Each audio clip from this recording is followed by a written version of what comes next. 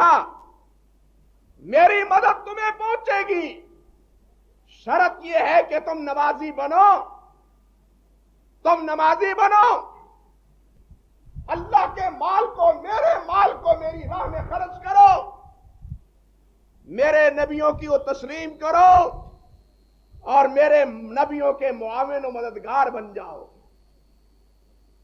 ہم دیکھیں تو صحیح، نماز ہم نہیں پڑھتے، اللہ کی راہ میں مال ہم خرچ نہیں کرتے، انبیاء کی تعلیمات اس سے ہمارے دلوں میں الا ماشاءاللہ نفرت پیدا ہونا شروع کر دی گئی، یا کر دی گئی یا ہو چکی۔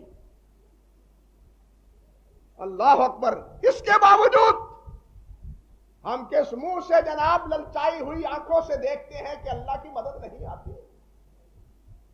کس منہ سے کہتے ہیں؟ ایمان کی کمزوری کا جب عالم یہ ہو کہ اللہ پہ امیدیں منقطع ہو جائیں، اللہ سے تعلق منقطع ہو جائے اور اپنے سہارے یہود و نصارہ کو بنا لیا جائے، تو بتلائیے اللہ سبحانہ و تعالیٰ کی مدد کس طرح؟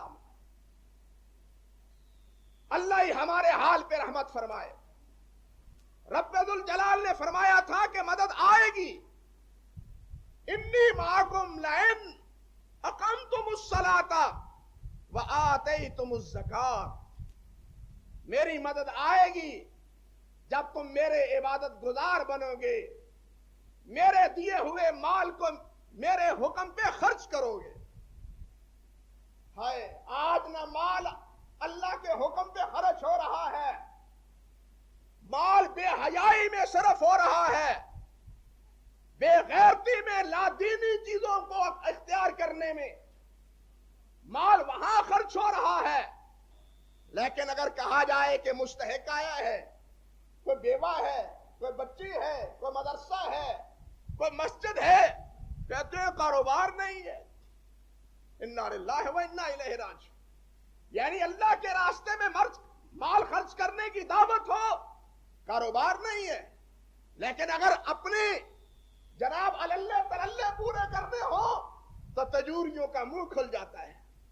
ہاں، بے حیائی اور بے غیرتی کے مناظر اپنانے اور اختیار کرنے میں ہم کوئی دقیقہ پیچھے نہیں رہنے دیتے۔ اللہ ہی ہمارے حال پہ رحمت فرمائے۔